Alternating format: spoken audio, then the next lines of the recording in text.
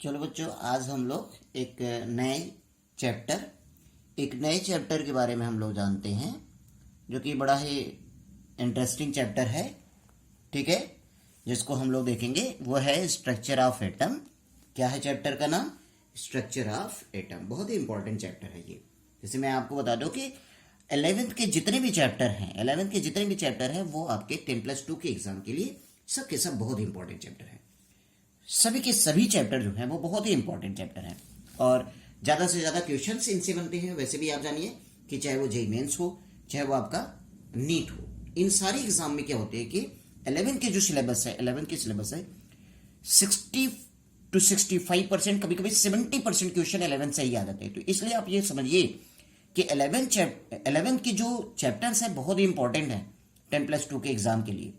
हाँ, कुछ बच्चों को ये लगता है कि 11 तो होम एग्जामिनेशन है, चलो इसमें कुछ नहीं करते हैं, चल जाएगा। लेकिन आप ये जानिए कि 10+2 के एग्जाम जितने भी होते हैं उनमें आप किसी भी ईयर का पेपर निकाल करके देखोगे तो ये 11 से कम आप ये कह सकते हैं 60 to 65% क्वेश्चन मिलते हैं। और ये इजी चैप्टर है, इसमें थोड़ा सा ध्यान दिया बच्चा, इसमें बोर्ड का कोई प्रेशर नहीं रहता, बहुत मेहनत कर सकता है, इसमें जितना हो सकता है उतना मेहनत कर सकता है। तो चलिए इसमें हम सबसे पहला टॉपिक पढ़ेंगे, डिस्कवरी ऑफ फंडामेंटल पार्टिकल्स। यानी हमें यह जानना है कि फंडामेंटल पार्टिकल्स की डिस्कवरी कैसे हुई, कौन किया, यह चीज। तो सबसे पहले पॉइंट की यह हुआ कि आप ये जानो कि व्हाट इज फंडामेंटल पार्टिकल्स। तो आप ये जानिए फंडामेंटल पार्टिकल्स के बारे में। ये फंडामेंटल पार्टिकल्स आपके दो टाइप के हैं, एक स्टेबल फंडामेंटल पार्टिकल्स है,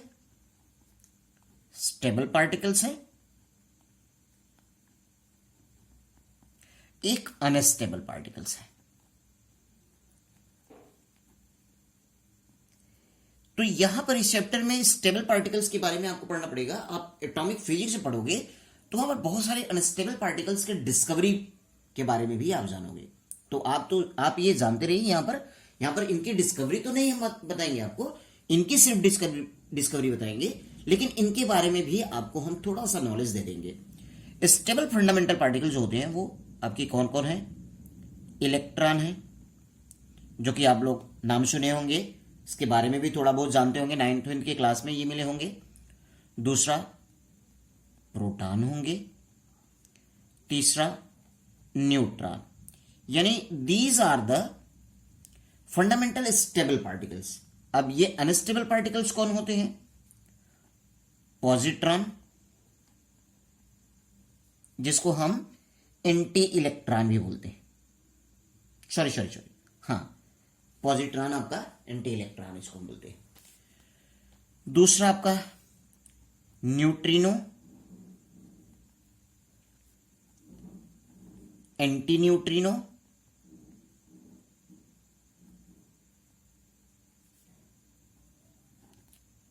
मेशान, जिसको आप पाई मेशान बोलते हो। ठीक है, ये कुछ आप ये कह सकते हो कि ये अनस्टेबल फंडामेंटल पार्टिकल्स हैं। आपको इस चैप्टर में इन्हीं के बारे में स्टडी करना है। इनके बारे में स्टडी इस चैप्टर में तो नहीं है आपको, लेकिन एटॉमिक फिजिक्स में इनके बारे में आपको जानना पड़ेगा। न्यूक्लियर केमिस्ट्री जब हम पढ़ाएंगे वहां पर भी इसकी चर्चा हम लोग कर लेंगे। तो अभी हम लोग जो इस चैप्टर में पढ़ेंगे वो डिस्कवरी ऑफ इलेक्ट्रॉन पढ़ेंगे, डिस्कवरी ऑफ प्रोटॉन पढ़ेंगे और डिस्कवरी ऑफ न्यूट्रॉन पढ़ेंगे। ठीक है, तो चलिए सबसे पहला हम लोग पढ़ते हैं डिस्कवरी ऑफ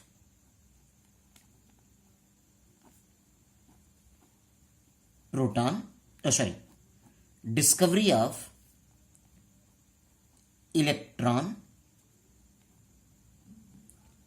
तो इस डिस्कवरी ऑफ इलेक्ट्रॉन के बारे में सबसे आप पहली बात जानिए कि इसके बारे में बाई जे थॉमसन, ये साइंटिस्ट है जिसके बारे में बताया जाता है कि जे थॉमसन ही इलेक्ट्रॉन की डिस्कवरी किए। इस डिस्कवरी ऑफ इलेक्ट्रॉन, इस इलेक्ट्रॉन की डिस्कवरी को जानने के लिए हमें सबसे पहले जानना होगा डिस्कवरी ऑफ कैथोड रेस। क्या जानना होगा? Discovery of cathode rays. ठीक है, इसे डिस्कवरी ऑफ इलेक्ट्रॉन में हमें जानना होगा पहले डिस्कवरी ऑफ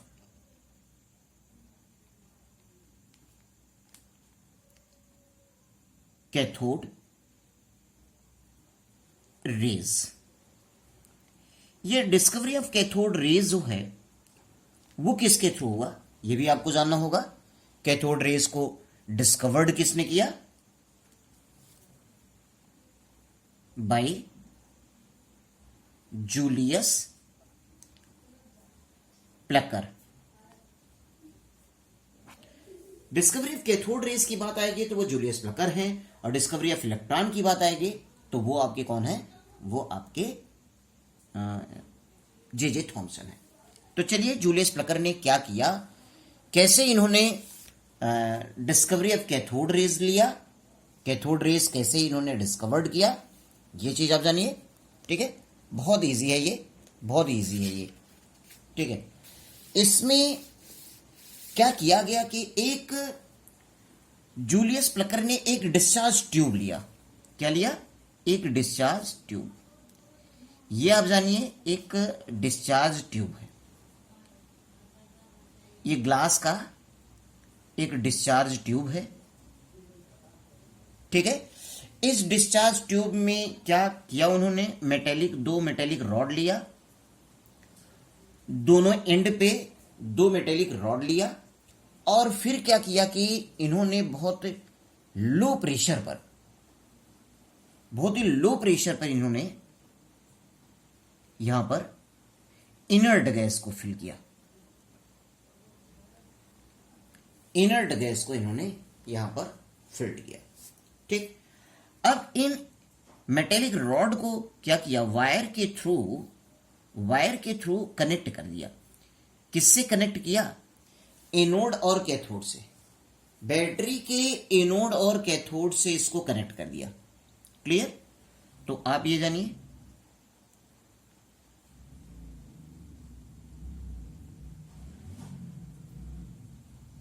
ठीक है, एनोड और कैथोड से इन्होंने, बैटरी के एनोड और कैथोड से इन्होंने कनेक्ट कर दिया, ये की लगा दिया। ये आपका छोटा जो लाइन दिख रहा है ये हमारा बता रहा है कि ये कैथोड है, और जो बड़ा लाइन दिख रहा है वो हमारा एनोड है। ये हमारा कैथोड और ये हमारा क्या हुआ, एनोड। तो आप ये जानिए कि जो रॉड एनोड से कनेक्ट हुआ वो एनोड हुआ, और जो कैथोड से कनेक्ट हुआ वो कैथोड हुआ। यानी बैटरी के कैथोड से कनेक्ट होने वाला रॉड कैथोड हो गया, बैटरी के एनोड से कनेक्ट होने वाला रॉड आपका एनोड हो गया। जो कैथोड होता है उस पर साइन नेगेटिव आता है, जो एनोड होता है उस पर साइन पॉजिटिव आता है। यहां पर आप ये ध्यान दीजिए। क्लियर, ये एक डिस्चार्ज ट्यूब है। क्या है, डिस्चार्ज ट्यूब। अब उसके बाद इन्होंने क्या किया कि इस बैटरी के थ्रू हाई वोल्टेज के इलेक्ट्रिक करंट को पास किया गया। क्या पास किया गया, हाई वोल्टेज के इलेक्ट्रिक करंट को पास किया गया।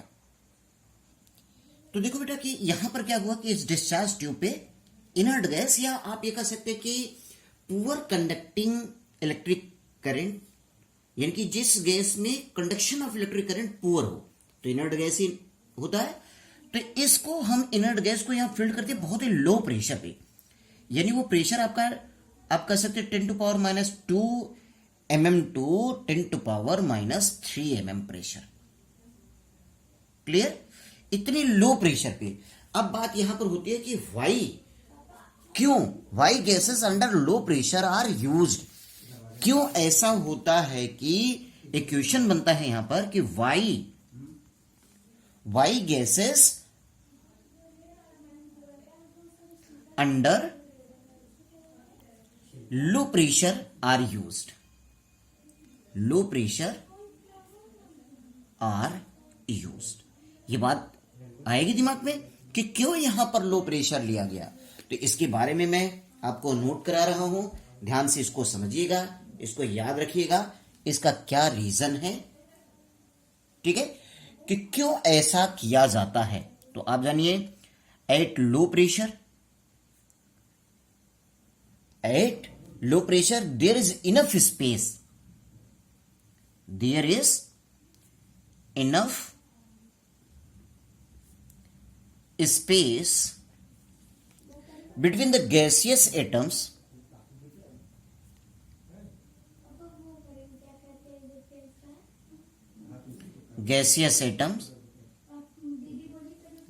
so that the ions can accelerate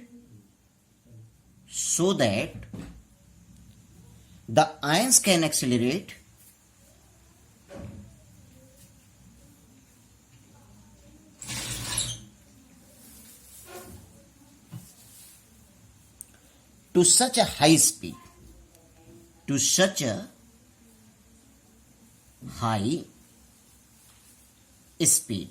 यही बात होती है कि क्यों ऐसा किया जाता है। ठीक है, तो आप ये कह सकते हैं कि उनकी जो एक्सीलरेशन हो आयंस की, उसकी स्पीड बहुत ज्यादा हो जाए। that when they strike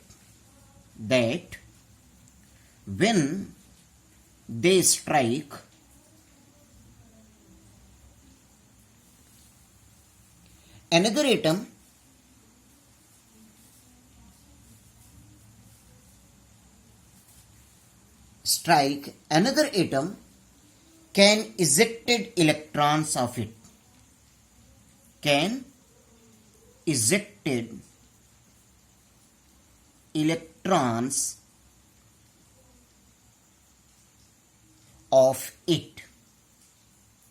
यानी कि जब लो प्रेशर पे कहेंगे तो स्पेस ज्यादा होगा तो उनके आयंस का स्पीड ज्यादा होगा। उनके आयंस की स्पीड जब ज्यादा होगी तो जब वो आयंस दूसरे एटम से टकराएंगे तो टकराने के बाद क्या होगी कि वो इलेक्ट्रॉन्स को इजेक्ट करते हैं। ठीक है, और जब इलेक्ट्रॉन्स का इजेक्शन होगा, जिसे क्या होगा, क्रिएटिंग, कह दोगे आप, क्रिएटिंग मोर पॉजिटिव आयंस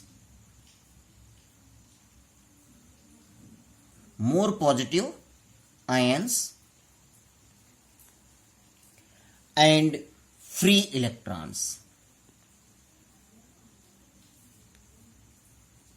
देखिए, इतनी बात होती है कि why gases under low pressure are used. क्यों हम यहां पर गैस जो फिल्ड करते हैं, इस डिस्चार्ज ट्यूब में जो गैस हम लोग फिल्ड कर रहे हैं, वो गैस हम लोग बहुत लो प्रेशर पे फिल्ड कर रहे हैं।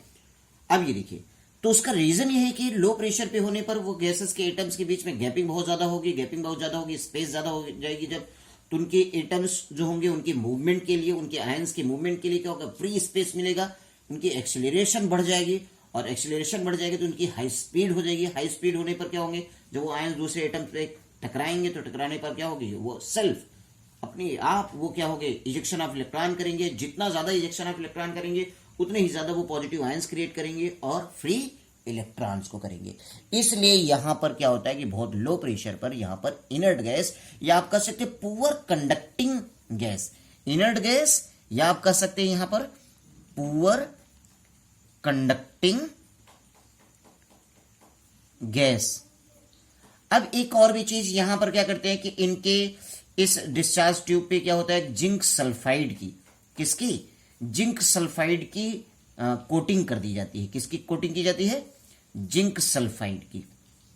ठीक है, जिंक सल्फाइड की उस डिस्चार्ज ट्यूब के अंदर की तरफ क्या होता है, कोटिंग कर दी जाती है। कोटिंग करने के बाद जब यहां पर क्या होता है कि इस बैटरी के थ्रू हाई वोल्टेज की करंट पास की जाती है। हाई वोल्टेज वो आपका 10,000 टू 30,000 वोल्ट की जब इलेक्ट्रिसिटी यहां से पास होती है, ये की है, यहां की लगा दोगे तो ये इलेक्ट्रिसिटी पास होने लगेगी इस बैटरी के थ्रू।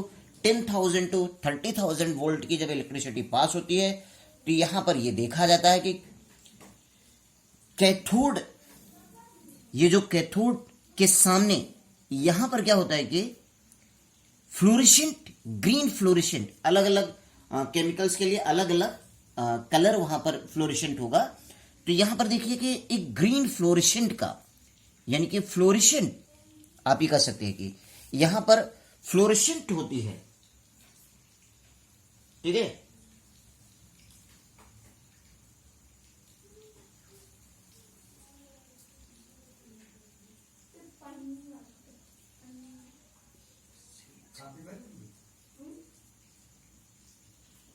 यहां पे फ्लोरेसेंट होती है, इसका मतलब ये इस साइड से कुछ रेज इजेक्ट हो रहे हैं। तो जब जिस तरफ चमक निकल रही है उस तरफ से, यानी कि उसके विपरीत तरफ से निकल रही है कुछ रेज, और इसी रेज को क्या कह दिया गया, इसी रेज को क्या कह दिया गया, कैथोड रेज कह दिया गया। क्या कह दिया गया, कैथोड, क्योंकि कैथोड की साइड से निकल रहा है, इसलिए इसको क्या कह दिया गया, कैथोड रेज। इसको जूलियस प्लकर ने जब स्टडी किया था तो जूलियस प्लकर के साथ क्रुक्स भी थे, इसलिए इसको पहले इसका नाम जो दिए, जो फ्लोरेसेंट यहां पर ग्लो दिखाई दिया, इस ग्लो को इस फ्लोरेसेंट को कहा गया, एक नाम दिया गया, क्रूकर्स डार्क स्पेस। क्रूकर्स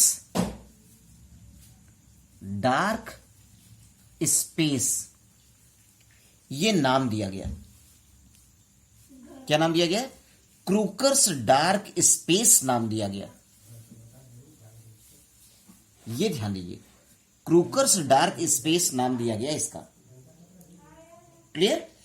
तो इस फ्लोरेसेंट को ही, चूंकि जूलियस प्लकर के साथ साथ क्रुक्स भी यहां पर पार्टिसिपेट थे कैथोड रेज की डिस्कवरी में, ये ध्यान दीजिए।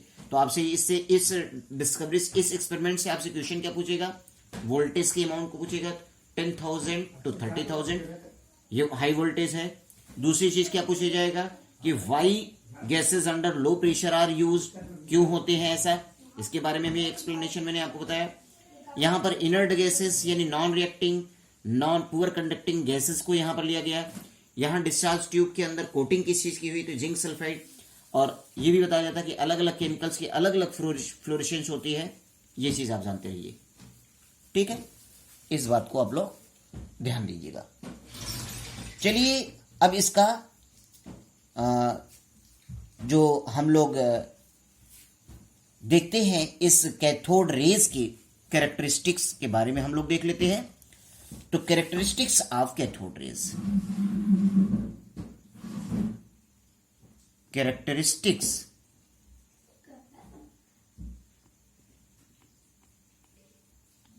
Of cathode rays. देखिए बहुत ही पॉइंट है, छोटा छोटा पॉइंट है, इनको आप लोग याद रखोगे।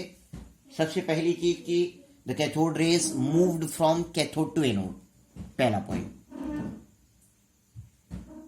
Raise moved from cathode to anode, दूसरा पॉइंट। अब ये कह सकते हैं कि ट्रेवलिंग स्ट्रेट लाइन, वैसे भी आप जानते हो कि ट्रेवलिंग इसकी straight line, travel in straight line, straight line में ये ट्रेवल करते हैं।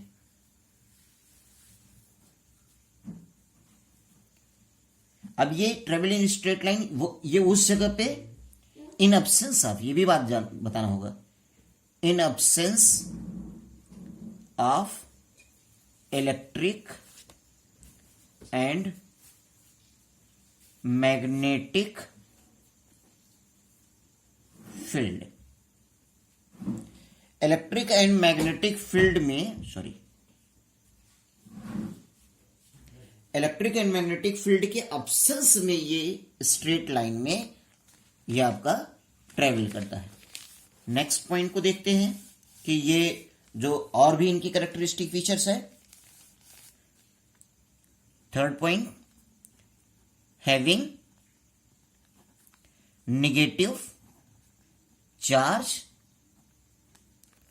because turns towards positive pole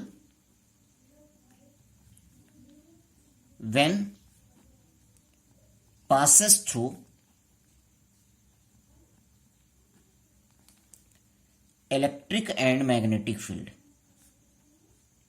अभी देखिए मैंने आपको बताया कि absence of electric and magnetic field में ये क्या होते हैं, ये ट्रेवल करते हैं स्ट्रेट लाइन में। अब यहां पर बता रहा हूं कि अगर ये मैग्नेटिक और इलेक्ट्रिक फील्ड से पास किए गए तो ये क्या होते हैं कि पॉजिटिव चार्ज रखते हैं, सॉरी निगेटिव चार्ज रखते हैं। क्यों? क्योंकि ये पॉजिटिव चार्ज की तरफ, पॉजिटिव पोल की तरफ ये टर्न कर जाते हैं। पॉजिटिव पोल की तरफ ये क्या हो जाते हैं? टर्न कर जाते हैं, इसलिए। Next point, form by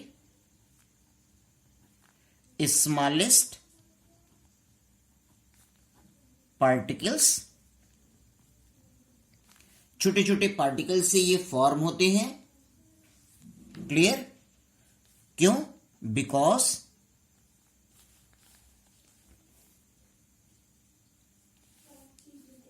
they rotate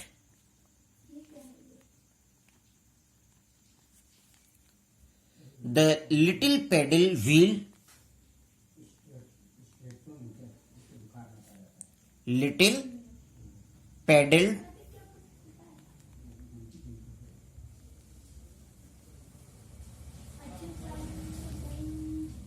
wheel, they rotate the little paddle wheel placed in their path,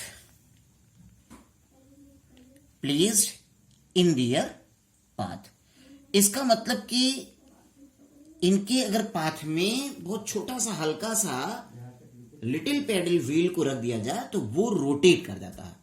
तो रोटेट कर रहा है, इसका मतलब वहां पर वर्क डन हो रहा है, और वर्क डन हो रहा है तो इसका मतलब वर्क इज इक्वल टू क्या होता है? Force into displacement. क्लियर?